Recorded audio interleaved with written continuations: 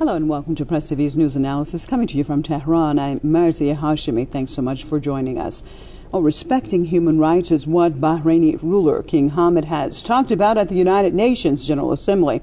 That was New York, but on the ground in Bahrain, the reality is a different story. And the oppressive Saudi-backed regime flexes its muscles. Bahraini revolutionaries remain defiant in the face of brute force.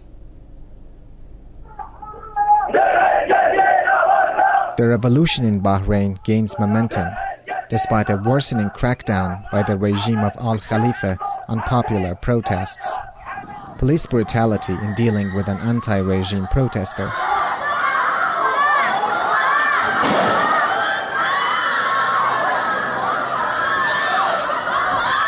Elsewhere, police storm a major mall in Manama to disperse crowds chanting slogans against the UK-founded Saudi-backed monarchy.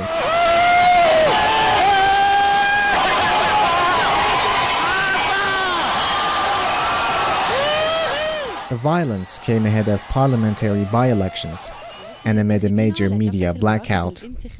Senior Bahraini cleric Sheikh Isa Qasim called the vote illegitimate and urged the people of Bahrain to boycott the polls, which according to the opposition were hit by a low turnout. أوجد انتخابات حقيقية نزيهة ودوائر انتخابية عادلة تساوي بين المواطن وأخيه الآخر في الصوت الانتخابي، وأعطوا المجلس النيابي صلاحيات تشريعية ورقابية كاملة، وحرروه من تدخل المجلس الشورى في صلاحياته وتعطيل عمله، وأقصروا المهمة التشريعية عليه، وعندئذ سيتدفق المواطنون تدفقا هائلا على صناديق الاقتراع. The Al Khalifa forces, backed by Saudi troops, have launched a deadly crackdown on the popular uprising, which began in mid-February across the Persian Gulf Sheikhdom. Dozens of people have been killed at the hands of the regime forces, and many more have gone missing or have been put behind bars. Many of those released say they were tortured in custody, but the heavy-handed tactics have failed to put down the revolution in Bahrain. What many say has shaken the hereditary monarchy there to the core. Well, I'd like to welcome my guests to the program. Right here in the studio with me, I'd like to welcome Mr. Rashid al-Rashid, a Bahraini opposition leader. Thanks so much for being with us. And from London, we have political activist Mr. Jafar al-Hassabi. And from Beirut, Professor at Lebanese University, Mr. Mohsen Saleh. Welcome all of my guests to the program. Well, Mr. al-Rashid, I'd like to start off with you right here in the studio. Now, we just saw the footage talking about the elections, and ironically, with this very backdrop of the violence, the Bahraini regime has held these elections.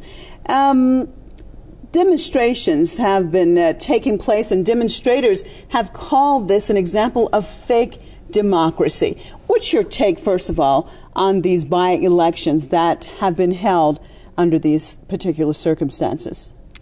By these actions, the government trying to send a message to people living outside of Bahrain, but internally there is a big political crisis with the people refusing anything coming from this regime after, a number of, times that they try to solve the issue between the people and the government, but the government always turning the deaf ears to the voice of the people.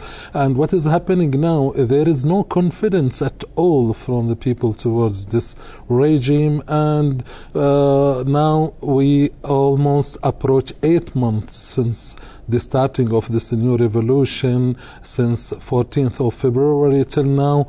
The most slogan, the people repeating every time that down Hamad is conveying the message that the standing of the nation of Bahrain towards this regime, after having, dealing with them very badly, bringing people from around the world to give them citizenship and to discriminate people on the basis of racism and religion sectarian, and this leads the people to find nowhere else other than going outside to the roads to screams that they don't want to continue their lives under this regime. And for the last couple of days, the world witnesses that all the people, has gathers together, trying to go back to the what they call it, the Bahrainis holy roundabout, after killing many people at that spot, and the people now determined to go back to as a matter of restoring their freedom. Okay, I want to look at that because it seems like it has gained more momentum, but let me just get our other guests in on this, turning to London and Mr. Al-Hassabi. Let's look at this situation. It seems as if almost it's entered a new phase with we have at least 40 women who were demonstrating just yesterday were rounded up and taken to jail. And we also have the fact that they will be in jail for at least 45 days without a hearing. Have we reached a point of no return in Bahrain?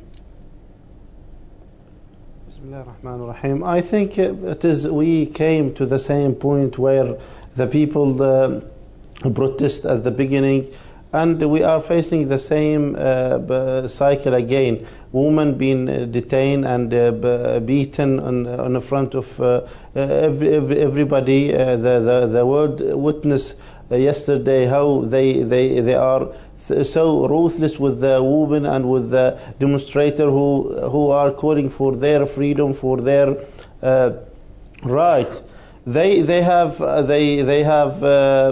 tried to do the possibilities with this regime before and now, but there is no chance of making any changes. The regime has the same method of torturing and cracking down the demonstration, and it is the same. The people are still calling for their right, but this regime, the ruthless regime, they don't listen to them. So what they should, they are getting day by day fed up with this regime, and it is obvious for everybody that they are calling for changing the whole regime rather than accepting any reform from this regime. Okay, well, let me turn to Beirut, Mr. Al-Hassabi. Stay with me. Let me get Mr. Mohsen Saleh in on this discussion. Now, Mr. Saleh, there are more claims of torture and abuse from the many people who have been in prison. Rape to other forms of torture seem to be now normal claims by many prisoners. Why isn't this being talked about in much of the international community, especially with the international or mainstream media? Well, as you know, this media is conspiring with the regime, like Al Jazeera and Al Arabiya, and these people in Qatar and in Saudi Arabia, they have forces in Bahrain to quell the revolution. And I guess they are anti-revolution, and even, of course, the United States, although the king was, as you have mentioned in your introduction, the king was declaring talks and mouthful about the human rights in Bahrain, and he believes in democracy and freedom and justice and all these empty words. Well, he was learned these words from the United States. I guess now we are witnessing a new phase, as you mentioned, from the revolution. This illegitimate regime and this illegitimate election will go nowhere. I guess the people, of course, not only fed up, they are continuing their revolution against this regime. And I guess finally the international community, at least the people, at least some regimes who have still alive conscience, political morale in order to intervene and, of course, raise their voice against these brutalities against innocent people who protested peacefully without any guns, without any saying about these regimes, other regimes. They did not do any bad things to this regime. This regime enthroned itself without the consensus of the people, without any kind of legitimacy. That's why I guess people in Bahrain and in the Emirates or in the Gulf states, at least in Saudi Arabia, finally, I guess, will feel that these agonies, these problems in Bahrain will convey to them one message, that all of the people in the Gulf, in the Persian Gulf, should move towards changing this situation. Okay. These regimes is intolerable. All right. Well, Mr. Al-Rashad, what is it exactly about the regime? It seems as if they, as our previous other guests had said, that they're just not hearing the people. Even today, there has been by-elections that were held that were been boycotted widely. We have reports of very, very low turnout. On the other hand, a couple of days ago, the ruler of Bahrain was, as I said in the introduction, in New York talking about human rights, when at the same time on the ground in his country, people are being treated like this. What is it exactly? Is he this disconnected with the people, and why? Absolutely, and he has been disconnected from his own nation, while the people, 10 years back, they came outside just to support him and his claimed reforms. But after 10 years, the people discovered that he is totally disconnected. Now, through the last 3 speeches of him, talking about democracy, that the Bahrainis enjoying the paradise on earth, and people can, express freely their opinion, and they can participate in political life. I cannot imagine for a second that election can be conducted under this number of troops, and under security state order, and by allowing Saudi Arabia troops to invade the country and facing the people with fire. And he is talking about democracy and election, and it is a message to the external world, especially the Western countries. Still, they are supporting this regime, while they are showing the double standard of the Western country, where they talk about human rights, they talk about political freedom, they talk about the civilization, while everybody knows now that they are supporting the worst dictatorship regimes in the Gulf region, and it is the only part of the world that they are enjoying this support. Now everybody in the whole world, they can go to the election where they can practice voting, but we are in the Gulf region, as we cannot exercise this practice even as a fake.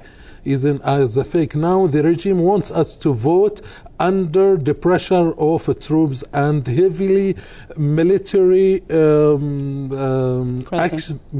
Yes. Okay.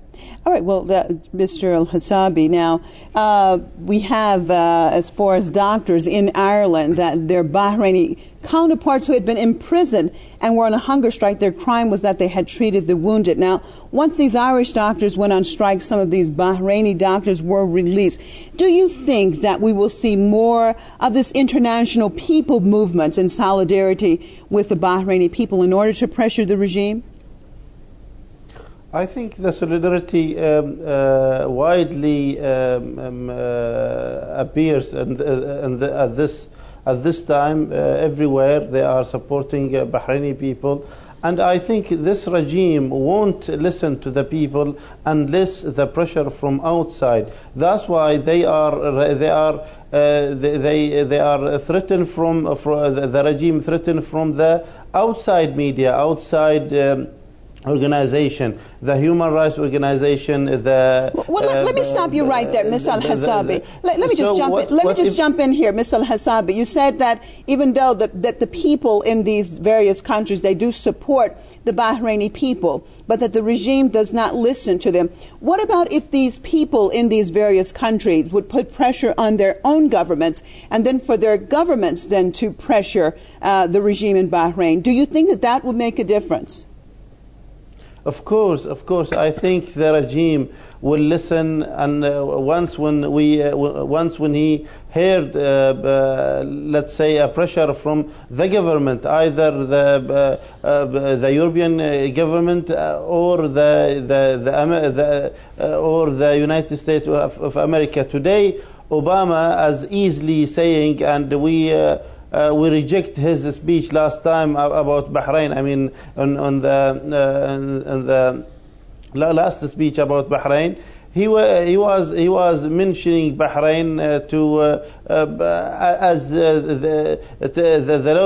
still they are covering their crime, and the United States is still supporting this regime. And they don't do anything in regard of what's happening on the floor, on the ground in Bahrain.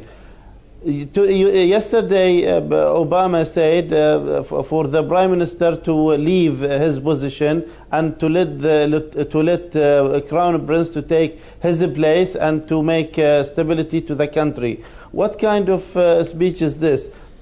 The Crown Prince himself every time is calling that the people they have the right to demonstrate on the road, on the street. But what we see, his regime, his government is cracking down the people. They don't want them to even say whatever they want to say. And what is happening every day from the ruthless and the cracking down, the whole demonstration is obvious for everybody that they are contradicting these figures of the regime, contradicting each other.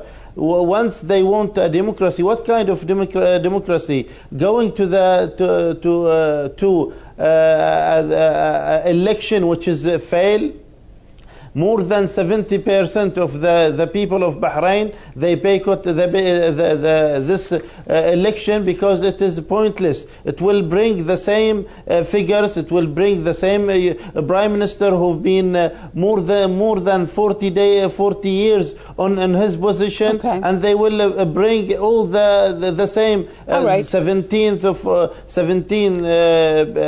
from the royal family and 5 from the people. What kind of system is this? Well, let me turn to Professor Saleh in Beirut. Oppression to the same. Professor Saleh, let me turn back to Beirut. Now, Professor Saleh, with everything that have been talked about from the various guests and talking about the violence that is taking place in Bahrain, how likely are we to see NATO's involvement now in Bahrain based on humanitarian concerns, or how likely are we to see the regime in Bahrain being sanctioned by Western governments?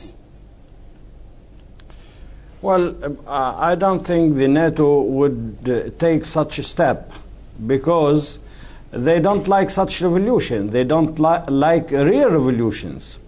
And especially in Bahrain, where people, 70 or more % of the people, they don't like to have the American fleet on their ground. They don't like the external intervention, whether from Saudi Arabia or from NATO or from the Americans or from anywhere else. They want a real government to represent their interest and their way of life, their culture. I don't think nobody in Bahrain would be like, I am sorry to say, like Mustafa Abdul Jalil, or like somebody who would really go with Sarkozy and others in order to put down his people. Although I confess that that Gaddafi was harsh, probably as much as this king in Bahrain, but people in Bahrain want real independence, want real reforms.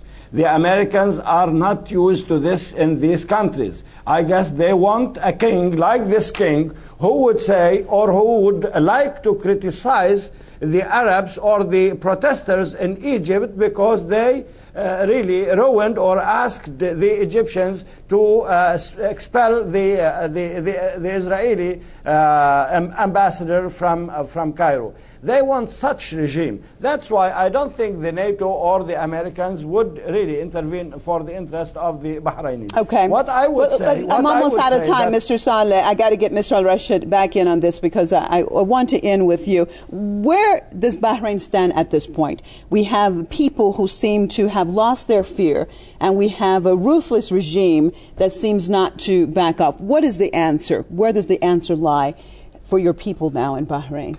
Well, there is a real dilemma now, but the pressure on the regime and not in the people this time.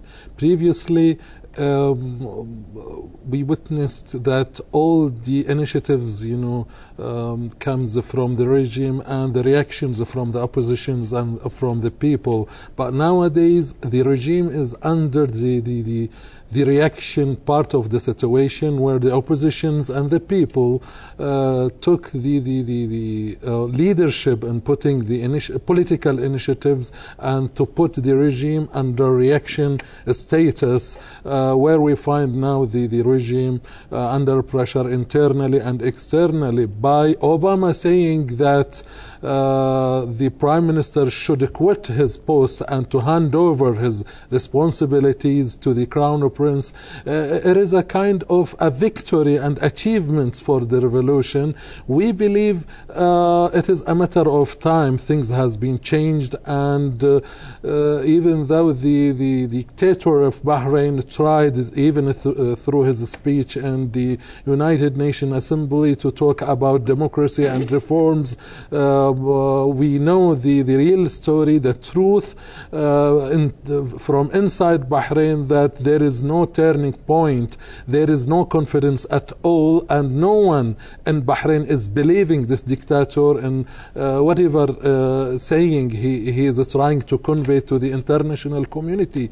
These days, even if he swear on all the holy books, coming from the sky, that he is serious this time to do a real reforms, no one will believe him in Bahrain, and this is the real situation now. We entered the 8th month of the situation, and it will continue. So you think victory is just a matter of time?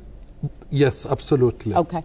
And on that note, I'd like to thank you, Mr. Rashid Al-Rashid, right here in the studio with me, Bahraini opposition leader. And from London, I'd like to thank political analyst Mr. Jafar Al-Hasabi for being with us. And also from Beirut, Professor Lebanese University, Mr. Mohsen Saleh. Thank all of you for being with us. And as always, viewers, we thank you and appreciate for you joining us. Join us same time, same place tomorrow as we take another close look at one of tomorrow's top headline stories. I'm Marzia Hashimi signing out for myself and all the crew right here in Tehran. Thanks so much and goodbye.